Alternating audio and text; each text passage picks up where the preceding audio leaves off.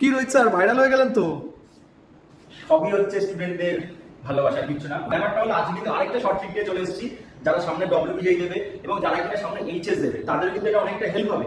ব্যাপারটা একটু বলে দিই, আজকে ইন্টিগ্রেশনের কিছু ভালো ভালো অঙ্ক নিয়ে এসেছি এবং দেখো লেখা আছে 0 থেকে π/2 sin to the power 5x dx, পরেরটা আছে 0 থেকে π/2 cos to the power 6x dx। এটা কিন্তু ক্লাস 12 এ এই টাইপের অঙ্ক তোমরা অনেকে করেছো এবং সেটা কিন্তু এই অঙ্কটাকে তোমরা যদি একটা ক্লাস 12 এর নিয়মে করতে যাও প্রায় এক পেজের মতো লেগে যাবে এই অঙ্কটা করতে গেলে। এক পেজ না হলেও অর্ধেক পেজ লাগবে, কিন্তু এটাকে আমরা জাস্ট একটা লাইনে করতে পারবো। কি করে করতে পারবো?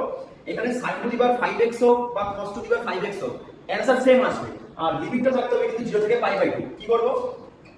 5 আছে, নিচে 5 লিখবো। 5 এর থেকে ছোট হচ্ছে 4, তারপরে তাহলে এখানে দেবো 3, এখানে দেবো 2, লাস্টে একটা জাস্ট 1 গুণ করে দেবো। করলে কত হবে? 4 দুগুণে 8 বাই 15 হচ্ছে এর অ্যানসার। তাহলে যদি মাথায় অফ থাকে লাস্টে জাস্ট একটা 1 করে দেবো। আর যদি লাস্টে যদি ইভেন থাকে তখন কি করবো? দেখো cos to the power 6x dx, এটা sin to the power 6x ও থাকতে পারতো, সেম অ্যানসার হতো। তাহলে কি হতো? 6 উপরে 5 নিচে 4, তারপরে উপরে 3 তারপরে নিচে 2 উপরে 1 লাস্টে জাস্ট একটা π/2 গুণ করে দাও। করলে কত হবে? 3 5 15 আর নিচে হচ্ছে 4 6 24 48 দুগুণে 96 পাই হচ্ছে অ্যানসার। ও